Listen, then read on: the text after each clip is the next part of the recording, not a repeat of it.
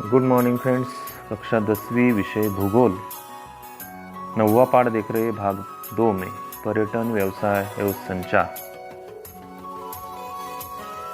विषयाध्यापक Shri Umesh भाबड़ sir सभी कक्षा 10वीं के छात्रों का तहे दिल से स्वागत करता हूँ। हम पाठ का दूसरा भाग यहाँ देख रहे हैं। पहले भाग में हमने पर्यटन ये भाग देखा और दूसरे भाग में हमें व्यवसाय के बारे में जानकारी हासिल करनी है। व्यवसाय भारत और ब्राज़ील इन दो देशों के बीच में जो व्यवसाय के बारे में यह जानकारी है वो हमें यहाँ देखनी है। पर्यटन हमने जैसे देखा वैसा ही यहाँ व्यवसाय देखना है और यहाँ का परिवहन वो भी उसी भाग में हमें यहाँ देखना है। संचार का भाग भी हमें इस पाठ में ही देखने का प्रयास हम करेंगे। तो चलते हैं दूसरे भाग की शुरुआत हम यहाँ करते हैं। ब्राज़ील में जो परिवहन है वो परिवहन के मार्ग पर ही वहाँ का जो व्यवसाय चलता है वो व्यवसाय उसी में ये परिवहन का भाग हमें यहाँ देखना है। तो चलते हैं। ये जो मानचित्र यहाँ दिया है वो है ब्राज़ील का, और कौन सा भी मानचित्र हो तो वहाँ हमें सूची एक महत्वपूर्ण घटक होता है। लेकिन ये मानचित्र कौन सा है ये पहले जान लेते हम। ब्राज़ील देश का प्रमुख यातायात मार्ग है, यानी कौन कौन से मार्ग हमारे भारत देश में है वैसे ही ब्राज़ील में भी है। और उन मार्गों का सूची में जो यहाँ उल्लेख हुआ है वो देखें। जैसे कि देखें, प्रमुख सड़क मार्ग डार्क लाल रंग से वहाँ दिखाई देते हैं। दूसरा है अन्य मार्ग, और तीसरा है देखो ब्लैक वाइट और ऐसे स्पॉट में लोह मार्ग दर्शाया गया है। काला बड़ा बिंदी वाला भाग ये जो राजधानी का है, गोल राउंड है, अंदर कुछ नहीं है वैसा पर्यटन स्थल है। विमान का चित्र है वो हवाई अड्डा है, और ये जो लंगर दिखाई देता है वो बंदरगाह का है। यही सूची में दर्शाए घटक हमें इस मानचित्र में देखने हैं। देखिए, मानचित्र पर आधारित आपको 4 अंकों के लिए सवाल पूछा जाता है, और हमारे सामने है ब्राज़ील का मानचित्र, और उस पर आधारित आपको जो सवाल पूछे जाएंगे अपने किताब के पन्ना नंबर 63 पर जो सवाल पूछे गए हैं उन सवालों में से पहला सवाल यहाँ पूछा है कि कौन कौन से परिवहन मार्ग दिखाई दे रहे हैं। कहा जो मानचित्र हमारे सामने ब्राज़ील का है उसमें कौन कौन से परिवहन मार्ग दिखाई दे रहे हैं। तो हमने वहाँ देखे कौन से यहाँ दर्शाए हैं। सड़क मार्ग है, लोह मार्ग है, हवाई अड्डे है, यानी जल मार्ग है। ये सभी घटक उस सवाल का जवाब हो सकते हैं। दूसरा सवाल यहाँ है, किस प्रकार के मार्गों का घनत्व अधिक दिखाई दे रहा है। किस प्रकार के मार्गों का घनत्व, यानी ज़्यादा से ज़्यादा अधिक दिखाई देने वाला घनत्व कौन से मार्गों का है। तो उस मानचित्र में से हमें यहाँ पता चलता है कि यहाँ जो घनत्व दिखाई दे रहा है, तो जो अन्य मार्ग है उस अन्य मार्गों का घनत्व वहाँ हमें ज़्यादा से ज़्यादा दिखाई दे रहा है।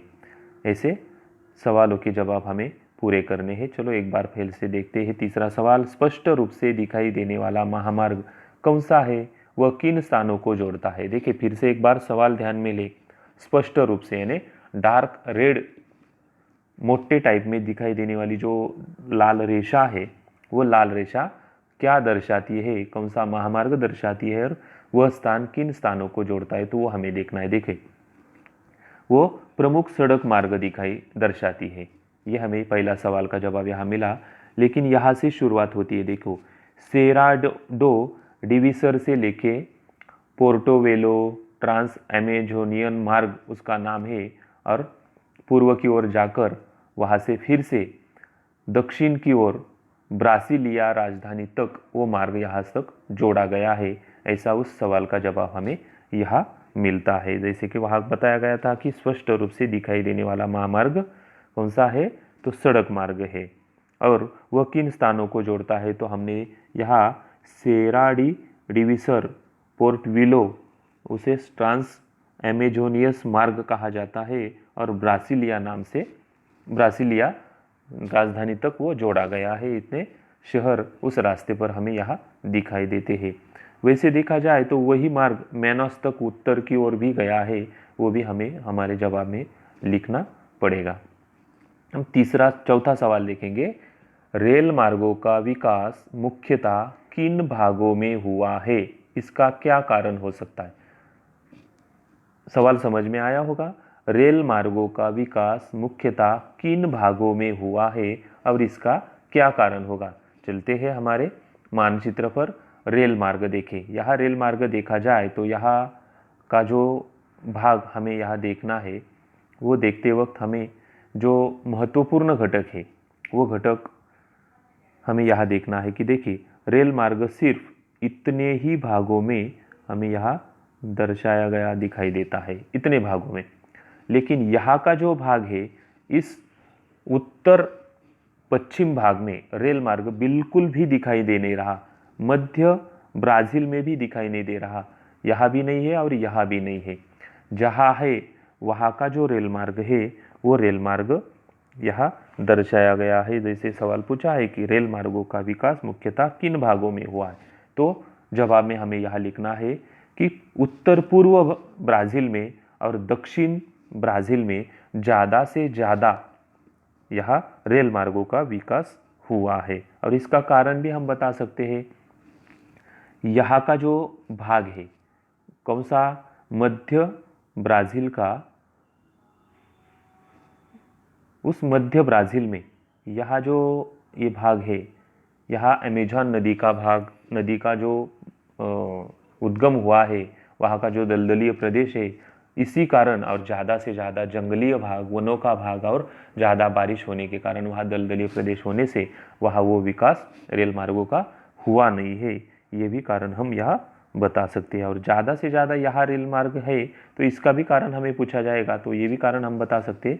वहाँ सघन अच्छे अच्छे शहर है और उन शहरों को जोड़ने के लिए रेल मार्ग बनाने में एक अच्छा सा प्राकृतिक भाग भी है। इस कारण वहाँ ज़्यादा जनसंख्या भी है, अच्छा सा जमीन का भाग भी है रेल मार्ग बनाने में, और इसी कारण रेल मार्गों का विकास उत्तर पूर्व ब्राज़ील और दक्षिण ब्राज़ील में ज़्यादा से ज़्यादा हुआ है। देखो, और भी सवाल यहाँ पूछा है आखिरी वाला। ब्राज़ील के किस भाग में परिवहन मार्ग कम दिखाई दे रहे हैं, इसके भी कारण हमने वहाँ देखे हैं। वही जो मैंने उत्तर पश्चिम ब्राज़ील का भाग आपको बताया, वही भाग में परिवहन के मार्ग कम है, हमने वो देखे हैं। चलो आगे वाला भाग देखने से पहले, ब्राज़ील में जो यहाँ सड़क परिवहन अधिक दिखाई देता है, उस देश का जो परिवहन तंत्र है वो आधे से अधिक हिस्सा सड़क परिवहन का है। ये भी हमें इस मानचित्र से दिखाई देता है। जो सड़कों का घनत्व है पूर्व भाग में हमें ज़्यादा से ज़्यादा देखने को मिलता है। देखिए, यहाँ पूर्व भाग में वो सड़क मार्ग अधिक घनत्व उसका दिखाई देता है। वैसा ही जो केंद्रीकरण पूर्व भाग में हुआ है, पश्चिम की ओर भी अमेज़न नदी के मैदान में वनाच्छादित प्रदेश और दलदली भूमि के कारण वहाँ जो सड़क मार्ग का घनत्व है वो बहुत ही कम है। यहाँ देखा जाए तो बहुत ही कम है, और इतना ही भाग सड़क मार्गों का एक अधिक घनत्व वाला भाग हमें यहाँ दिखाई देता है, और सीमित रूप से वहाँ विकास हुआ है। जैसे एक देखा जाए कि अमेज़न नदी पर व्यावसायिक तौर पर जो जल मार्ग है, इस नदी में जो जल मार्ग है, जो नदी का भाग नीले रंग का पानी का रंग दिखाई दे रहा है, उस जल मार्ग का परिवहन का थोड़ा सा विकास हुआ है, ऐसा देखने को मिलता है। यहाँ संसार में जो आंतरिक परिवहन का सर्वाधिक लंबा विस्तार जो हुआ है, वैसे देखा जाए तो 3700 किलोमीटर का मार्ग इसी ठिकाने पर है। जैसे देखा जाए कि यहाँ से जैसे अमेज़न नदी और उसे मिलने वाली जो नदियाँ हैं, उस नदियों के आंतरिक जल मार्ग है वो 3700 किलोमीटर का भाग हमें यहाँ देखने को मिलता है। वो संसार में यानी विश्व में सबसे बड़ा है, ऐसा भी कहा जाता है। और दूसरा घटक इसी मानचित्र में देखा जाए तो रेल मार्गों का, रेल मार्ग भी हमने देखे कि भारत से कम यहाँ रेल मार्ग हमें देखने को मिलते हैं ब्राज़ील में। वैसे ब्राज़ील में रेल मार्गों का अधिक विकास तो नहीं हुआ है। रेल मार्ग भले ही सस्ते हो, पर उनका उपयोग बस कुछ ही शहरों तक है। जैसे कि देखा जाए तो वहाँ उत्तर पूर्व भाग से लेकर दक्षिण भाग में जो रेल मार्गों का विकास वहाँ ज़्यादातर हुआ है। इसके अलावा हम हवाई मार्गों का भी यह भाग देख सकते हैं। देखिए मानचित्र में जैसे कि हवाई जहाज का जो सिंबल है, वो सिंबल जहाँ जहाँ है, रियो ग्रांडो, ये जो शहरों में अलग अलग तरीके से दिखाई देने वाले पोर्टो वेलो, वेलेस, यानी अलग अलग विरल भागों में हवाई मार्गों का विकास यहाँ हुआ है और वो सीमित है, ऐसा भी हम यहाँ बता सकते हैं। वैसे देखा जाए तो जल मार्ग का विकास भी यहाँ बड़े पैमाने पर हुआ है, जैसे कि अंतरिक्ष जल मार्ग और सागरीय जल मार्ग। वो कैसे, जैसे देखो यहाँ जो बंदरगाह का चिन्ह दिखाई देता है लंगर का, वो लंगर का किनारी प्रदेशों में ज़्यादा से ज़्यादा हमें देखने को मिलता है। तो सागरीय जल मार्गों का भी यहाँ विकास अच्छे तरीके से हुआ है, ऐसा हमारे समझ में आ जाता है। हमने जैसे ब्राज़ील का परिवहन मार्ग देखा, वैसे हमें भारत का राष्ट्रीय महामार्ग एवं प्रमुख बंदरगाह वो भी वहाँ देखने हैं और जलमार्ग का विकास भी देखना है। वैसे ब्राज़ील में जैसे सवाल पूछे गए थे, वैसे सवाल यहाँ भी पूछे जाएंगे। तो वहाँ भी परिवहन के कौन कौन से साधन मानचित्र में हमें दिखाई देते हैं, तो कौन कौन से साधन दिखाई देते हैं हम यहाँ देख सकते हैं। इस मानचित्र में सिर्फ रस्ते मार्ग ही हमें यहाँ देखने को मिलते हैं। दूसरा मानचित्र देखा जाए तो वहाँ लो मार्ग भी देखने को मिलेंगे, हवाई मार्ग भी देखने को मिलेंगे और जल मार्ग भी देखने को मिलेंगे। ऐसे दो मानचित्र हमें भारत के यहाँ देखने हैं। मानचित्र भारत का जो है उसमें जो सूची दर्शाई है, उस सूची में उत्तर दक्षिण महामार्ग एक पिस्ता कलर में वहाँ दिखाई देता है। डॉट डॉट में पूर्व पश्चिम जो महामार्ग है वो दिखाई दर्शाया गया है। पिस्ता कलर में एक थोड़ा सा लाइट कलर में स्वर्णिम चतुर्भुज महामार्ग दर्शाया है और काले रंग का राष्ट्रीय महामार्ग है और बंदरगाह का जो लंगर का भाग है वो यहाँ दर्शाया है। सूची का भाग देखने के बाद हमें इस मानचित्र में जो अलग अलग तरीके से जो भाग रास्ते मार्ग है वो हमें देखने को मिलते हैं। वैसे भारत में देखा जाए तो कश्मीर का भाग, राजस्थान का भाग और पूर्वीय भागों में रास्ते मार्ग वहाँ कम देखने को मिलते हैं। वैसे भारत में ब्राज़ील की तुलना में रेल मार्गों का विकास तो ज़्यादा हुआ है, लेकिन बाकी जो भाग है उस भागों में हमें यहाँ सड़क मार्गों से हर वर्ष करीब 85% यात्री परिवहन एवं 70% माल परिवहन इस मार्गों से होता है और इसी पर हमारे भारत देश का विकास निर्भर है। रेल मार्गों के विकास के लिए जो यात्री और माल परिवहन सुलभ हो गया है वो भी हमारे इस मानचित्र से हमें देखने को मिलता है। इस सूची में भी देखो प्रमुख स्थानक और रेल मार्ग दर्शाए हैं और हवाई मार्ग दर्शाए हैं, ये भी हमें यहाँ देखने को मिलते हैं। भारतीय अर्थव्यवस्था की वृद्धि जो हुई है उसे रेल मार्गों का योगदान कहा जाएगा, क्योंकि योगदान महत्वपूर्ण जो रेल मार्गों को ही यहाँ दिया जाता है। भारत में रेल मार्ग सदैव यात्री परिवहन का एक प्रमुख साधन बना है। आपको कारण पूछा जाए तो वो कारण का जवाब आपको यहाँ मिल सकता है। जैसे मैंने कहा कि राजस्थान, उत्तर पूर्वी राज्यों में रेल मार्गों का विरल विकास हुआ है। देखा जाए तो देखिए यहाँ भी विरल है। पूर्वी राज्यों में, यहाँ राजस्थान में और उत्तर जम्मू कश्मीर में यहाँ रेल मार्गों का विरल विकास हुआ है। उत्तर भारतीय मैदानी प्रदेश में जो रेल मार्ग का जाल अधिक है, देखिए यहाँ देखा जाए तो रेल मार्गों का जाल बहुत है, क्योंकि मैदानी प्रदेश होने के कारण रेल मार्ग बनाने में कठिनाइयाँ कम आती है। जिस देश का विस्तार अधिक होता है उस देश में दूर के अंतर पाने का हेतु रेल मार्गों का महत्व अधिक होता है। इसलिए उत्तर भाग में जो उत्तर भारतीय मैदानी प्रदेश है वहाँ ज़्यादा से ज़्यादा रेल मार्गों का विकास या होता हुआ हमें देखने को मिलता है। जल मार्ग की ओर चलते हैं तो वहाँ देखिए जल मार्ग का परिवहन है जो सस्ता है। देश के कुल परिवहन मार्गों में अंतरिक्ष जल मार्गों का हिस्सा सिर्फ 1% है। वो कहाँ कहाँ, नदियों में, नहरों में, खाड़ियों में, जलाशयों में आदि घटकों में आंतरिक जलमार्ग हमें यहाँ दिखाई देता है और वो सिर्फ 1% है। लेकिन 99% अंतर्राष्ट्रीय व्यापार में सागरीय मार्ग का उपयोग किया जाता है, यह आपको ध्यान में रखना है। क्योंकि व्यापारी जो हमारा माल दूसरे देश में भेजते हैं तो सागरीय जलमार्ग से ही से ज़्यादा उनका उपयोग करते हैं, वो सस्ता होता है। अंतर्राष्ट्रीय व्यापार के अतिरिक्त देश की मुख्य भूमि एवं द्वीपों के दरमियान, जैसे कि हमारे द्वीप कौन कौन से, लक्षद्वीप, मिनिकॉय, अंडमान निकोबार, इस जगह जाने के लिए भी ज़्यादा से ज़्यादा जलमार्ग, सागरीय जलमार्ग और हवाई मार्ग का ही उपयोग किया जाता है। वैसे ब्राज़ील की तुलना में भारत में अंतर्राष्ट्रीय वायु परिवहन अधिक विकसित हुआ है। विदेशी तथा आंतरिक हवाई मार्गों का जो उपयोग यहाँ बढ़ रहा है, इसका भी कारण भारत एक मैदानी प्रदेश और द्वीपकल्पीय भाग होने से यह वो कारण हम यहाँ बता सकते हैं।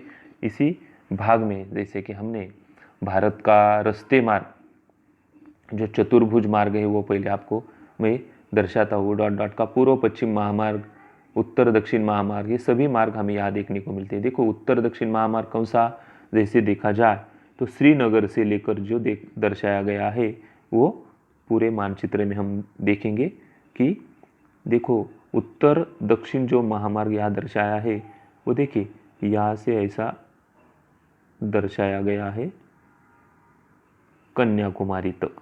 ये कौन सा है, उत्तर दक्षिण महामार्ग। हमें सुवर्ण चतुर्भुज यहाँ देखना है, जो